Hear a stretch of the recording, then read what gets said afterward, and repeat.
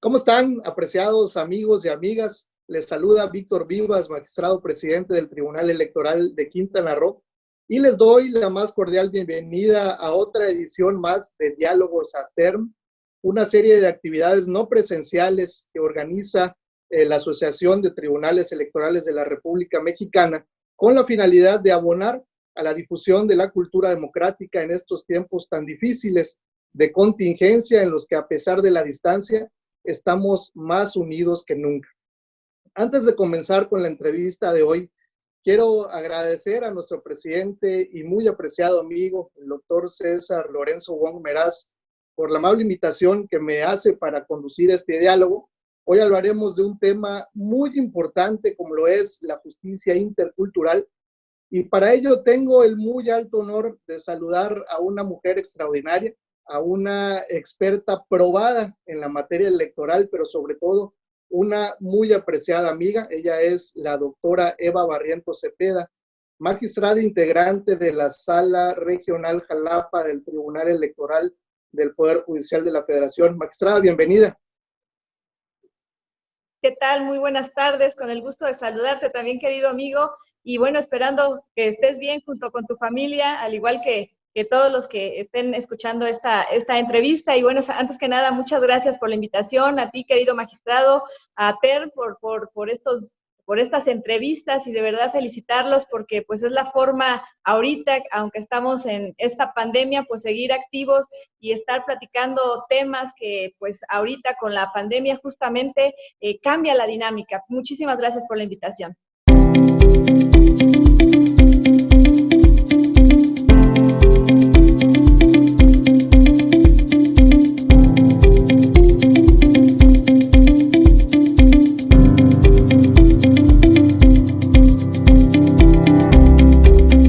Como anuncié hace un momento, hoy vamos a hablar de los sistemas normativos indígenas y la justicia intercultural. Y como seguramente saben todas las personas y los amigos que hoy nos sintonizan, México es un mosaico enorme y muy bello de diversas culturas, de tradiciones, de sabores, de olores, y de todas estas tradiciones que nos han dado un gentilicio, que nos han dado una identidad como mexicanos. Y sabemos que esa pluralidad en la conformación poblacional, pues en la tercera circunscripción ocasiona que en la Sala Jalapa en específico se ventilen más asuntos relacionados con asuntos normativos indígenas que en cualquiera otra de las salas regionales. ¿Cómo ha sido, Eva, esta enorme satisfacción profesional que sin duda también ha constituido un reto para ti? En efecto, bueno, sobre todo un gran reto. Efectivamente, como tú lo señalas, México es un país rico en cultura, pluricultural, y efectivamente casi el 22% a nivel nacional es población indígena, y más de esa mitad se encuentra justamente en la tercera circunscripción. Te quiero comentar que tan solo Yucatán, casi la mitad es población indígena, al igual que Oaxaca, que es casi un 44.25%, y así nos vamos con Chiapas con un 31.5%, Quintana Roo un 29.28%, Campeche más del 20%, Veracruz el 13% y Tabasco el 5%. Como bien lo dices, la tercera circunscripción es una de las circunscripciones que tenemos la fortuna de tener este tipo de asuntos. ¿Y por qué digo fortuna? Porque finalmente son asuntos jurídicamente muy ricos, muy complejos, pero también muy ricos. Y a esta complejidad, déjame decirte que ahorita se suma pues la situación que estamos viviendo con el COVID-19. ¿Por qué te digo que se suma una complejidad más, un reto más? Porque tú recordarás que la Sala Superior emitió un acuerdo justo cuando iniciaron estas medidas para prevenir la propagación, y en el acuerdo de Sala Superior se establece que solo se van a resolver los asuntos que son de carácter urgente, así lo establece. Cuando nosotros nos notifican ese acuerdo, decimos, a ver, bueno, ¿y los asuntos que tienen que ver con la calificación de resultados en sistemas normativos internos son urgentes? Lo digo porque ahorita estamos justo resolviendo asuntos que tienen que ver con la calificación de lecciones en sistemas normativos internos. El año pasado hubo en Oaxaca 413 renovaciones por sistemas normativos internos. Y tú sabes, la cadena impugnativa en lo que se resuelven, pues a nosotros nos están llegando justo ahorita en marzo, la gran mayoría. Entonces, este fue uno de los primeros planteamientos. ¿Son urgentes o no son urgentes? Si bien sabemos, existe una jurisprudencia que establece que tratándose de este tipo de elecciones, pasado el 1 de enero, ya no puede hacerse nada. Es decir, son irreparables. En este caso, son reparables. ¿Y esto por qué? ¿Por qué es esto? Porque, bueno, finalmente sabemos que no existen las etapas que existen también en las elecciones de políticos. Puede haber elecciones en sistemas normativos internos en la fecha que ellos decidan, es decir, en el propio mes de diciembre y tomar protesta en enero. Pero nos planteamos esto, ¿realmente son urgentes o no son urgentes? En este caso, el Pleno de la Sala decidió que sí le debíamos de dar el tratamiento de urgentes porque nosotros recibimos muchos alegatos en los cuales van a plantearnos, es que como no tenemos autoridad municipal, ni siquiera las cuestiones de salud las pueden, ya habían, alguna vez nos comentaron, ya habían propuesto y ya habían gestionado que fueran a ver lo de la glaucoma. Ahorita, como no hay quien encabece el ayuntamiento, ni siquiera eso se puede atender. Y así muchas cosas, ¿no? Recursos y demás. Por esta cuestión decidimos darle el tratamiento de urgentes y los estamos resolviendo. Ahora, no obstante, el otro reto ahora, bueno, los resolvemos y cómo los notificamos. Porque finalmente, pues las autoridades a las que les pedimos auxilio para que nos ayuden a notificar, pues también están suspendidos por esta situación de pandemia. Entonces, ante esta situación, lo que estamos diciendo es, en la medida de las posibilidades, cuando la situación lo permita, y estamos, por regla general, también notificándolos por estados electrónicos. Si bien es cierto, tenemos un correo institucional en el cual se pueden hacer las notificaciones de forma electrónica y que cada vez que tenemos alegatos les decimos a los interesados, a los actores de pueblos y comunidades indígenas que pueden tramitarlo, que es un trámite fácil, que pueden hacerlo, que pueden solicitar su correo institucional. Lo cierto es que en estos pueblos y comunidades indígenas muy pocas personas han hecho este trámite. Entonces es un gran reto el estar resolviendo, pero la forma de hacerles llegar qué se resolvió, ¿no? Entonces, este es uno de los grandes retos. Ahora, por otro lado, te quiero decir que aunado a esto, pues ya te había dicho que lo cotidiano es que pues cada asunto, y por eso es un gran reto, es muy complejo. ¿Por qué? Porque en cada asunto tienes que estudiar un sistema, como su nombre lo dice, un sistema normativo diferente y que además, aunque ya haya resuelto un caso en una elección anterior, ahora puede cambiar porque si bien es cierto, es respetar sus costumbres, sus tradiciones, no es estático. La propia Asamblea Comunitaria, que es la máxima autoridad de los pueblos y comunidades indígenas, ellos pueden determinar cuándo cambian este sistema de elecciones. Entonces, es analizar cada uno y cada uno,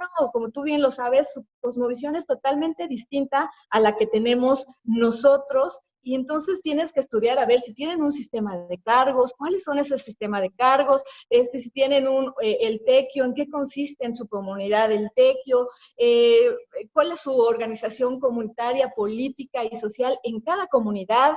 Tienes que ver si hubo algún cambio, si fue consultado, porque esta parte de las consultas en los pueblos y comunidades indígenas es indispensable. Como tú bien sabes, ahorita la Suprema Corte de Justicia acaba de invalidar algunas normas en Guerrero y San Luis Potosí, justo porque no fueron consultados los pueblos y comunidades indígenas. Tienes que analizar qué relación existe entre su organización cívico-religiosa, porque muchas veces están muy, muy relacionados, etcétera. Entonces, esto es la gran complejidad, porque cada asunto es un mundo completamente distinto. Y aquí quiero reconocer en este caso a los a los soples, que han hecho de verdad un gran trabajo en este tema. Quiero mencionar a dos grandes estados en los cuales pues, hay más comunidades indígenas, que es Oaxaca, que es el que tiene además desarrollado todo un sistema electoral, digamos, para este sistema de elección, y Chiapas, que también ha tenido varios asuntos importantes, y que Chiapas incluso ya sacó un reglamento de consulta para los pueblos y comunidades indígenas. Y de Oaxaca, bueno, lo que quiero destacar es que ante esta complejidad se ha dado la tarea de hacer un catálogo de cuáles son los sistemas electorales, los sistemas normativos internos en cada comunidad, el cual ayuda mucho, a pesar de ser orientador, porque como ya te dije, no es algo permanente, sino puede cambiar. Sin embargo, a nosotros nos ha ayudado mucho, y de verdad que sí reconozco el trabajo tan arduo y bien hecho que han realizado los institutos electorales locales. Sin duda, aparte habría que sumarle a esta complejidad y al porcentaje de ciudadanos que son de pueblos originarios, población indígena, que acabas de mencionar, pues que solamente Oaxaca, de sus más de 500 municipios, al menos 400 se rigen por sus propios usos y costumbres, en esa autodeterminación de los pueblos. Cada una de estas diversas culturas tiene, como bien lo mencionas, sus propias reglas.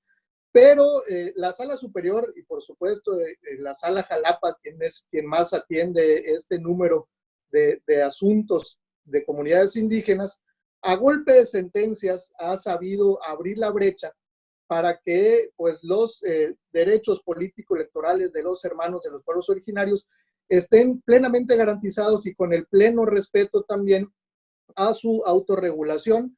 Yo puedo decir que gracias a una sentencia tuya, por supuesto, de la Sala Jalapa, en Quintana Roo, en el siguiente proceso electoral, que es el año que viene, por primera ocasión tendremos una cuota de candidaturas indígenas. Y pues bueno, es así como pues la justicia electoral también ha podido ir permeando en todo nuestro país. Y es precisamente, magistrada, de las sentencias que viene nuestra siguiente pregunta. De entre las sentencias en este tema, bajo tu instrucción, que estoy seguro han sido todas satisfactorias profesionalmente, ¿cuál destacarías? Ya sea por su impacto en la comunidad o bien por el reto que significó su elaboración. Mira, es que una pregunta difícil, porque la verdad es que cada una tiene una trascendencia social. Siempre lo que decimos es, a ver, es una gran responsabilidad emitir sentencias, porque finalmente tiene un impacto social, político, y nosotros lo que generalmente buscamos es que exista gobernabilidad. Generalmente cuando llegan los pueblos y comunidades indígenas a estos asuntos, lo que señalan es que pues no hay quien gobierne y están divididos. Entonces es un asunto bien complejo. Pero bueno, trataré de elegir algunas de las sentencias que a mi parecer son relevantes también jurídicamente. Uno de ellos es un caso de reelección que se nos acaba de presentar ahorita en este proceso electoral que acaba de pasar en Oaxaca. Y bueno, ¿qué es lo que se plantea aquí? Hay una persona, les doy el número para quienes estén interesados, es el JDC 23 de 2020. Y bueno, en el municipio de Monjas. Aquí, ¿qué es lo que sucede? Desde 2013 es elegido una persona como presidente municipal, pero luego en 2016 vuelven a elegir esta persona. Entonces, de acuerdo a nuestra Constitución, y sabemos que ya se permite la reelección, sin embargo, existen pues reglas para que pueda suceder esta reelección. ¿Cuáles son estas reglas? Tratándose de ayuntamientos que no sean de más de 3 años, y se puede reelegir hasta por una vez más. Es decir, por un periodo máximo de 6 años pueden estar ejerciendo el cargo edilicio. ¿Qué es lo que sucede aquí? Acaba su cargo en 2019 y pues la asamblea decide reelegirlo nuevamente. Entonces, ¿cuál es aquí lo jurídicamente valioso? ¿Puede en pueblos y comunidades indígenas elegirse a una persona hasta por 9 años? Cuando la Constitución, ¿no?, establece, el artículo 115 constitucional, establece que es hasta 6 años. Es una regla que también aplica para los pueblos y comunidades indígenas. ¿Qué es lo que hace en este caso el Instituto Electoral de Oaxaca? Bueno, pues para ellos sí, lo que debe de prevalecer es la regla constitucional, el límite constitucional, y por tanto declaran inválida esta elección.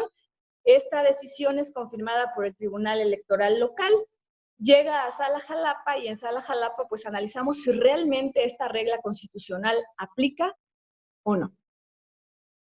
Aquí tomamos en cuenta, pues obviamente la redacción incluso textual, los puntos y comas del artículo 115, determinamos que no, que esta regla solo aplica a partidos políticos. Tanto es así que establece que el candidato debe ser postulado nuevamente por el mismo partido político. Entonces aquí, pues finalmente decidimos que no aplica. Además analizamos otros, porque aquí en los asuntos de pueblos y comunidades indígenas, de sistemas normativos indígenas, es muy importante analizar el contexto. ¿Qué es lo que sucede aquí? ¿Quién invalidó la elección? Fue el Instituto Electoral, obviamente, porque ellos tienen el deber legal de calificar las elecciones y bajo su criterio no cumplía con una regla constitucional.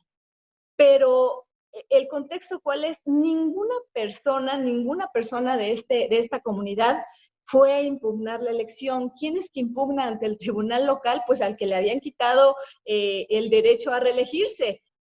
Y al haberse confirmado, pues viene otra vez con nosotros este presidente municipal reelecto. Entonces, lo que advertimos es que realmente en la comunidad no había ningún conflicto que estuviera señalando que esta persona no tenía que ser el presidente municipal. Al contrario, pues sabemos que la reelección lo que busca pues es una evaluación y de acuerdo a la comunidad, el presidente municipal había hecho un excelente trabajo y por tanto debía de seguir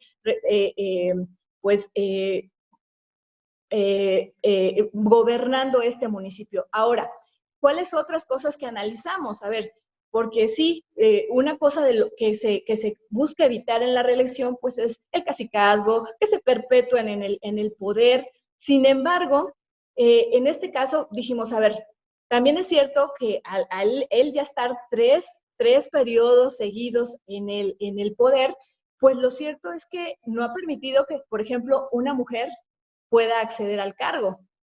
Sin embargo, en el caso, ninguna mujer fue a impugnar para decir, oye, por la reelección de esta persona, yo ya no pude participar. Entonces, eso son todas las cosas que dijimos, a ver, si anulamos, puede ser que se genere más conflicto, que ahorita la gente está contento con él. No obstante, sí pedimos que se capacite a esta comunidad explicándole qué es la reelección, cuáles son los derechos políticos electorales de las mujeres que también deben de participar para que posteriormente también se le dé la oportunidad a otra persona. ¿Por qué hacemos esto? Y esto lo hacemos, y quiero aprovechar este ejemplo, lo hacemos en cualquier sentencia. Si bien es cierto, no podemos imponer una regla que está hecha para partidos políticos y trasladarla de inmediato a los pueblos y comunidades indígenas porque lo sienten como una imposición y entonces en lugar de arreglar el problema se puede hacer más grande, pero sí les tratamos de decir que para la siguiente valoren ese tema. Otro ejemplo es el de universalidad, que son sentencias muy concurrentes en la sala regional, es un tema muy debatido, en el cual generalmente solo vota la cabecera municipal y no dejan votar a las agencias municipales. Al inicio, cuando se empezaron a ver por el Tribunal Electoral este tipo de asuntos, si se detectaba simplemente que no se había dejado votar a todas las agencias o alguna de las agencias, la consecuencia inmediata era invalidar la elección. No obstante, lo que se ha visto es que esto complica porque nunca se ponen de acuerdo y es dificilísimo llevar a cabo una elección extraordinaria. Entonces se ha optado por ver si efectivamente son comunidades diversas, autónomas, y si se comprueba eso, entonces se valida, pero se les conmina a que tengan reuniones de trabajo, reuniones conciliatorias, para ver cuál es la forma en la que pueden trabajar. ¿Qué es lo que sucede generalmente aquí cuando no pueden votar? Generalmente, algunas si quieren, porque quieren elegir pero es, a quién los va a gobernar, pero no es la mayoría, porque sus propias comunidades tienen su propia autoridad, aunque sean agencias. Lo que les interesa realmente, y es lo que hemos detectado en la mayoría de los asuntos, es que quieren que les den una participación del ramo 28 y 33 de manera equitativa, porque la mayoría de dinero se queda en la cabecera municipal y no en las agencias municipales, aun cuando muchas veces las agencias municipales son poblacionalmente más grandes que la cabecera municipal. Entonces, esos son los temas de universalidad que nos hemos presentado, pero también los combinamos, vuelvo a repetir, a que este tema de universalidad, si es que llegan a algún arreglo, sea de manera progresiva. Es decir, lo que procuramos en materia de derechos humanos, porque efectivamente tiene que ser respetadas también por los pueblos y comunidades indígenas, lo cierto es que primero se tiene que concientizar qué es un derecho humano y por qué es importante el respeto. Entonces, ese es el trabajo y creo que es algo bien importante, no imponer y gradualmente ir concientizando el respeto de los derechos humanos. Sin duda, y yo creo que ahí estriba, Eva, la complejidad de todos los asuntos que tienen que ver con pueblos originarios. Yo me imagino que uno por uno tiene que ser estudiado de acuerdo a las reglas del pueblo que se trate.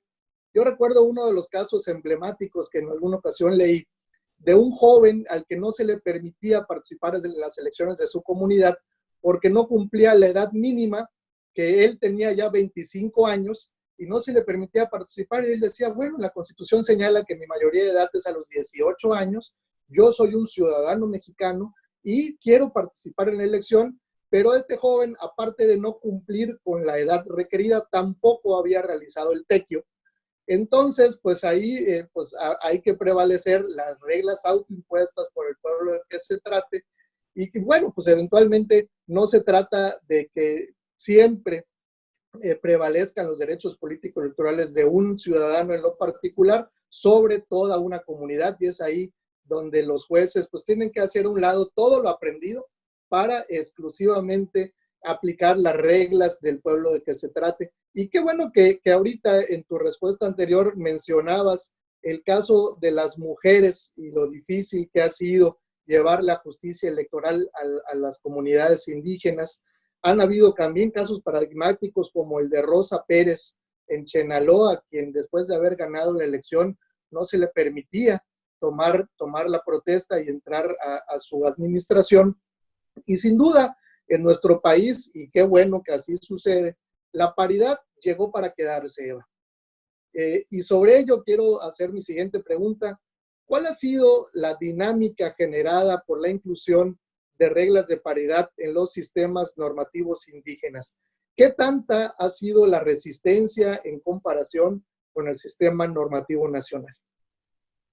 Sí, pues efectivamente, afortunadamente la paridad llegó para quedarse, como dices, y ahorita pues ha habido recientes reformas sobre violencia política de género, sobre ya incluso que el Instituto Nacional Electoral tiene que regirse por el principio de paridad y realizar sus actividades con perspectiva de género. Efectivamente ha habido grandes avances. Todavía hay mucho que hacer porque hay todavía resistencia y como bien lo dices, si con nosotros en el sistema de partidos políticos existe esta resistencia, en pueblos y comunidades indígenas esta resistencia es aún mayor. Y un ejemplo te lo puedo poner, justo la Suprema Corte de Justicia de la Nación también acaba de resolver un asunto en donde decreta, anula una suspensión de poderes en el municipio de Teoplosco. ¿Por qué? Porque, bueno, ahí, si recuerdas, hay un asunto en el cual se registran algunas personas que se denominan mijes y que al final, los mushes, por favor, los mushes, en donde ellos señalaban que eran pues transexuales, finalmente a través de una resolución de del tribunal se establece que no lo era y se le da el registro como candidata a presidenta municipal a la mujer que iba en segundo lugar. Entonces queda finalmente una mujer encabezando esta lista, ganan la elección, pero ¿cuál es la resistencia tal que no quieren que una mujer gobierne un municipio? Que se hace ante el Congreso del Estado, se solicita la desaparición de poderes en ese municipio, cuestión que ahorita justo la Suprema Corte de Justicia acaba de decir que es inconstitucional, y además porque finalmente lo hicieron para evitar que una mujer pueda ejercer su derecho al cargo, es decir, estaban ejerciendo violencia política de género. Entonces, es un ejemplo de verdad dramático hasta qué extremo se llega. Y bueno, también lo que te quiero decir que sí, en pueblos y comunidades indígenas es más difícil con datos objetivos, porque a la sala regional nos llegan asuntos de violencia política de género, pero de donde más nos llegan es de pueblos y comunidades indígenas.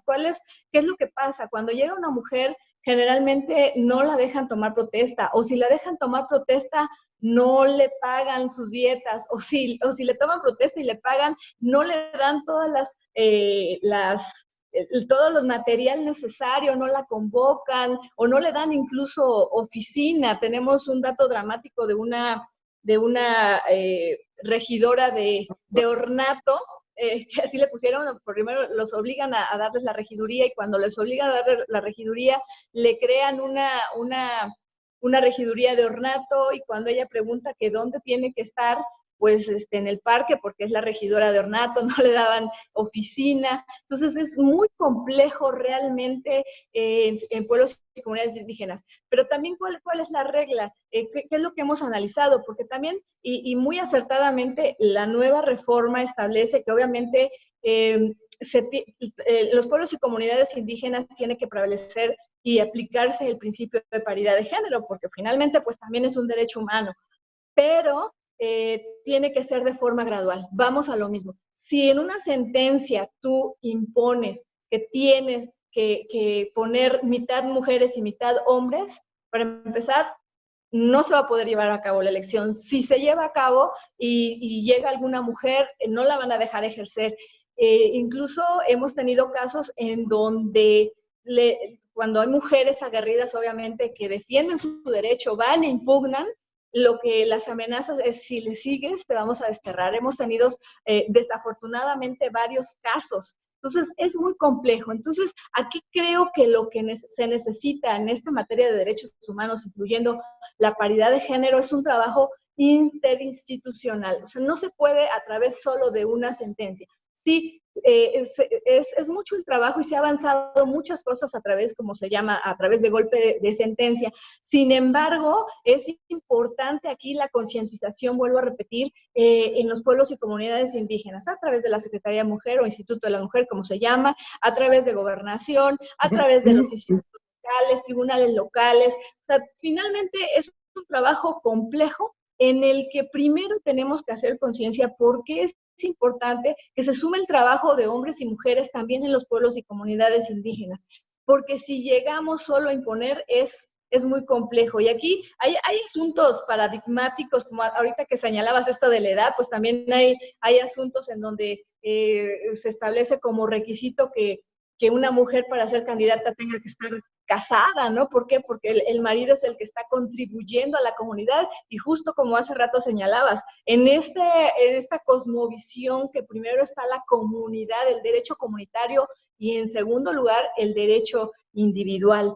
Entonces, eso es lo que hemos hecho. Generalmente, cuando se trata de esto, vinculamos a las autoridades, o sea, vemos si hay un avance, porque tiene que haber un avance gradual. Si en la elección pasada elegiste a 2 mujeres, bueno, mínimo ahorita tuviste que haber elegido nuevamente a 2, no menos, atendiendo al principio de progresividad, pero combinándola a que la siguiente elección tengas ya más mujeres. Y para eso se vincula a capacitación a diferentes autoridades, y tratándose de violencia política de género, lo que se vincula pues es a las diferentes autoridades también como medidas de no repetición, también a capacitación y demás. Y aquí hay algo bien importante que hemos hecho. porque hay veces es, por ejemplo, un cabildo el que está ejerciendo violencia política de género en contra de algunos de sus integrantes. Y algunas veces nos han venido a decir, es que ese cabildo que crees ya acabó su periodo, entonces ya no pudimos darle esa capacitación. Y entonces aquí lo que hemos dicho, a ver, esto no se acaba porque con independencia de los integrantes del cabildo, la capacitación debe darse a los siguientes integrantes, a la institución, precisamente para prevenir y erradicar la violencia política de género. Me parece que es más importante prevenir que después sancionar, porque sancionar, pues finalmente ya se hizo el daño, que también es bueno, pero es más importante la prevención, y por eso, con independencia de quienes integran el cabildo, las capacitaciones se tienen que seguir dando. Coincido totalmente, Eva. Yo creo que es también parte de la tarea que debemos seguir haciendo la familia electoral, el abonar a la educación cívica, a la concienciación ciudadana, a que exista una mucho mayor tolerancia y respeto, no solamente a los pueblos originarios, sino a todas las personas, y que erradiquemos todo tipo de discriminación. Por último, Maxada, ya para concluir este diálogo a term, sabemos de la atención especializada que se brinda por los tribunales electorales en nuestro país en el tema de grupos y comunidades indígenas. Es sin duda un paso más en la construcción de un México mucho más democrático, y sin embargo todo sigue siendo perfectible en alguna manera. ¿Qué modificaciones propondrías para mejorar el acceso de la justicia política electoral en los grupos y comunidades indígenas? Bueno, creo que para mejorar este acceso y esta impartición de justicia, creo que debemos de apostarle a maximizar el principio de mínima intervención. ¿Qué significa esto? Los pueblos, nosotros estamos acostumbrados y creemos que lo que nuestro derecho positivo es el mejor y tiene que ser impuesto a los pueblos y comunidades indígenas. Esto me parece que no debe de ser así. Hay cosas muy rescatables, muy buenas, que también nosotros deberíamos de aprender de los pueblos y comunidades indígenas. Entonces, en este sentido, yo le apuesto más al principio de mínima intervención, es decir, cuando ellos puedan conciliar, hay que apostarle más por la conciliación, es decir, por los acuerdos que ellos puedan tomar, por su autodeterminación. Y aquí también quiero destacar el gran trabajo de los soples, porque déjame decirte que, por ejemplo, en Oaxaca hay un periodo de conciliación.